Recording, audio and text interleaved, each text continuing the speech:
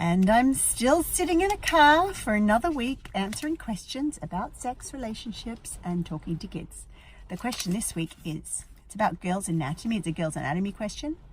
Why girls have big breasts? And this question comes from a parent. So let's talk about breasts. When I was growing up and my breasts started to develop, I was probably, maybe I was 11.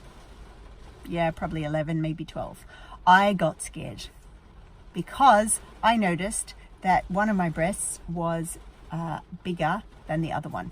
And nobody had talked to me about that, and no one had told me that's a thing that happens sometimes. And I remember lying in bed one night, praying to God and making a bargain with him that if he made sure that I grew 2 breasts of the same size, I would always be good.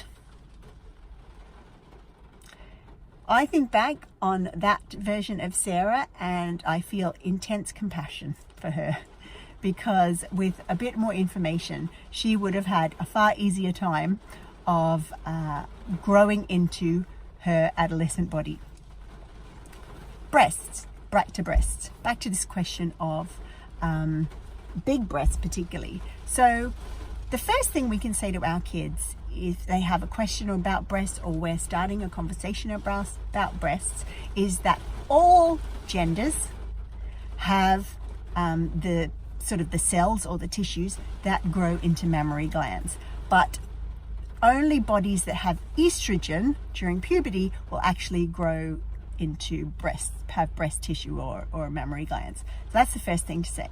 The other thing to say is towards menopause, that because of the change in hormones, the breast tissue starts to shrink. And so oftentimes people around the menopause will notice that their breasts are getting smaller. The first message to get across to our kids is that everybody is different. So everybody is going to develop breasts that are different to the next person. We also need to let them know that sometimes in the culture we live in, some breasts will be considered the best sort of breasts to have.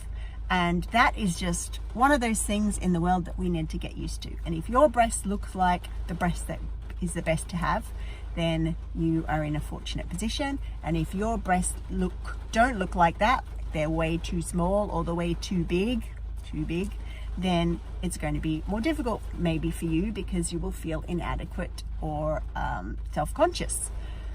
Living in the world that gives us messages about what the right sort of body is really hard work. That's just the way it is. It's one of those things that we learn as we go along to deal with. The next thing we can say about breasts is that different people enjoy the feelings of their breasts being touched. Some people really like the feeling of touching their breasts or someone touching their breasts. Other people don't like it particularly much, and that's purely an individual thing. Everybody's different. Back to that old chestnut, everybody's different. Another thing we can say about breasts to our kids is that in the world in which we live, in sort of Western culture anyway, breasts have been turned into this sort of very sexual thing, when the reality is that they have a very specific function, which is to feed babies. That is the whole point, that they're on our bodies, and that is the primary function. So their function is feeding babies. Also, they are a center for pleasure for the person whose breasts they are.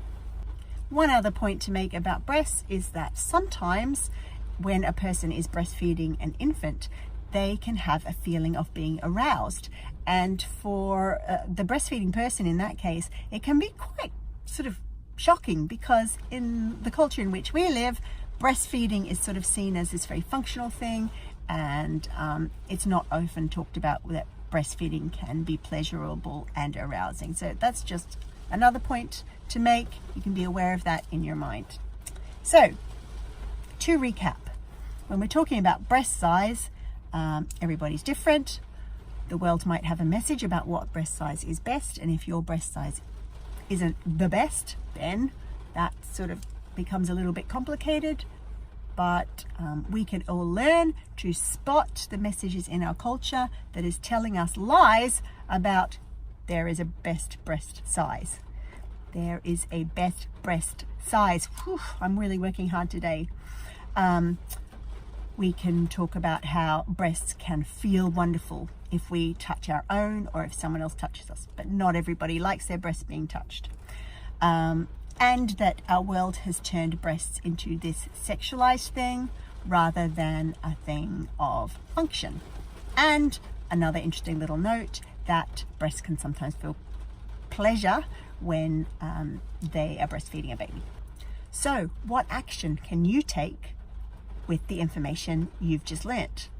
You might have a "I learned something today" conversation with your kid, and you can choose any number of these points that you learnt today just to inform your kid and continue to develop the habit of talking about things related to sexuality, bodies, consent, relationships. Okay, that's it for another day, another afternoon of sitting in a car on a rainy Dublin afternoon.